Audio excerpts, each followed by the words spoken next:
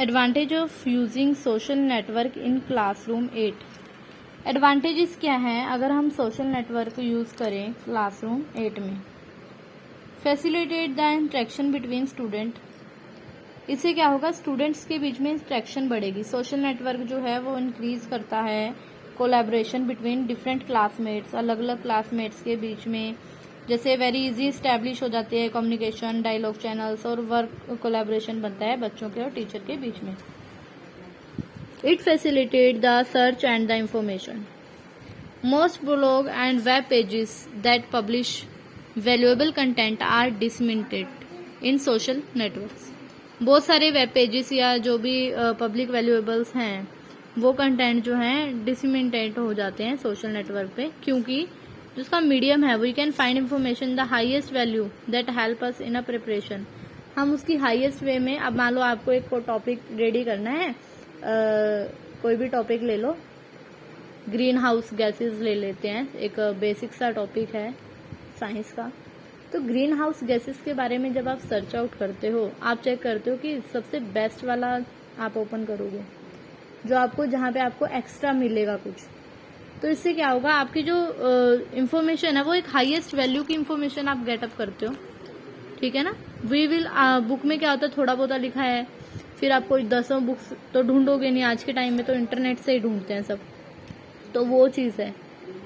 Continuous learning होती रहती है since we can follow preference, हम फॉलो करते रहते हैं प्रोफेशनल्स को, और हमारी जो पब्लिक कंटेंट है वो जो भी अगर वीक है तो हम उसको डेवलप करने में हेल्प करते रहते हैं हर एक चीज़। Facilitate the sharing of resources and content. जितने भी रिसोर्सेज हैं सोशल मीडिया पे, vehicles for any student and disseminated resources और content in this make these resources generate a collaborative library that many student can use and learn। Social media पे जो जितना भी students हैं वो एक कोलैबोरेटिव लाइब्रेरी की तरह जो है उसको यूज करते हैं। It is true that today there is a lot of intoxication of information on the internet में थोड़ी प्रॉब्लम्स भी आती है, they are so important that you can learn to select only those content. सिर्फ आप वही कंटेंट पढ़े जो इंटरेस्टिंग होते हैं, दस हैव मोस्ट वैल्यूएबल, आप सिर्फ वही वैल्यूएबल कंटेंट ही पढ़ते हैं, ठीक है। तो ये ट्रू है आज के टाइम में कि ऐसे तो बहुत सारे हैं लेकिन हम पढ़ते वही हैं जो वैल्यूएबल लगते हैं। Generation of debates and activity to deepen the theme. अब कुछ डिबेट हैं, बहसबाजियाँ, डिस्कशन हैं इंटरनेट पर जो फॉर्म्स में इस तरह से होती हैं, तो सोशल नेटवर्क जैसे ट्विटर है या कुछ और जहाँ पे हम डिस्कशन कर सकते हैं, एनालाइज कर सकते हैं हैशटैग्स के साथ, इस तरह से डिबेट क्रिएट कर लिए जाते हैं। हैशटैग ये मन की बात है ना, अब उसके ऊपर कुछ भी कोई भी लिख रहा है हैशटैग वही दे रहा है, तो उससे क्या है डिबेट स्टार्ट कर देते हैं वो लोग सोशल नेटवर्क पे। और जिससे क्या होता है क्रिएटिंग ग्रुप्स क्रिएट कर लेते हैं, फेसबुक पे आपने देखा है इस तरह से होते हैं, स्टूडेंट टीचर इंटरेक्शन होती है, कई टॉपिक्स ऐसे वो बना लेते हैं। Next, it allow communication with a professional और एनी अदर सब्जेक्ट। नेटवर्क के साथ student can communicate with professors from their own educational institution. अपने इंस्टीट्यूशन से भी जुड़ जाते हैं वो अपने प्रोफेसर्स के साथ। Even student can contact other students from the other countries, other professors.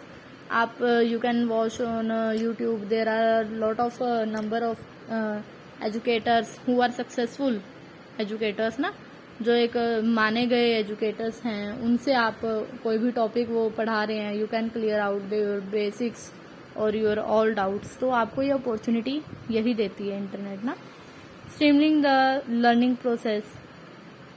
जो लर्निंग प्रोसेस है network as a tool favour learning that sometime very positive because it will favour in teaching process. ये बहुत positive होती है teaching process में, बहुत helpful है। जैसे ब्लॉग्स हैं प्रोफेशनल्स के, प्रोफेसर्स के, जो मैं अभी आपको बता के हटी हूँ, वो वीडियोस डाल देते हैं अपनी, तो वहाँ से हम सीख सकते हैं। इससे एनकरेजमेंट होती है रिसर्च में, having access in information, the content elaborate by professors. जो भी कंटेंट वो इलेबोरेट करते हैं, लॉजिकली एनकरेज होते हैं हम। We can depend on very specific topic पे जब हम करते हैं, we can able to carry out the research. हम उस चीज में आगे बढ़ने के लिए एक सकारात्मकता के साथ उसमें आगे बढ़ते हैं। ठीक है, तो ये एडवांटेज है। अब अगर यही चीज के हम नुकसान देखें, डिसएडवांटेजेस देखें, तो वो क्या है? डी प्रोटेक्शन बच्चों की, स्टूडेंट जो है एक्सपोज हो सकते हैं। इसका बहुत बड़ा जो है हजार्ड्स हैं, बहुत नुकसान भी हैं, जिसको कुछ केसेस में हम इग्नोर करते हैं, लाइक ग्रूमिंग। उनकी ग्रूमिंग नहीं हो पाती उस तरह से। कुछ एक्शंस हैं, वीविंग फ्रेंडशिप, जैसे अब आप देखो, अब सोशल नेटवर्किंग पे फ्रेंडशिप के लिए या फिर अडल्ट को प्रपोजेस किया जाता है सेक्सुअल अब्यूज के लिए, तो वहाँ पर प्रॉब्लम आती है। साइबर बलिंग होती है, फिर साइकोलॉजिकल हरासमेंट होती है मोबाइल टेक्नोलॉजी से, ऑनलाइन वीडियो गेम्स के थ्रू।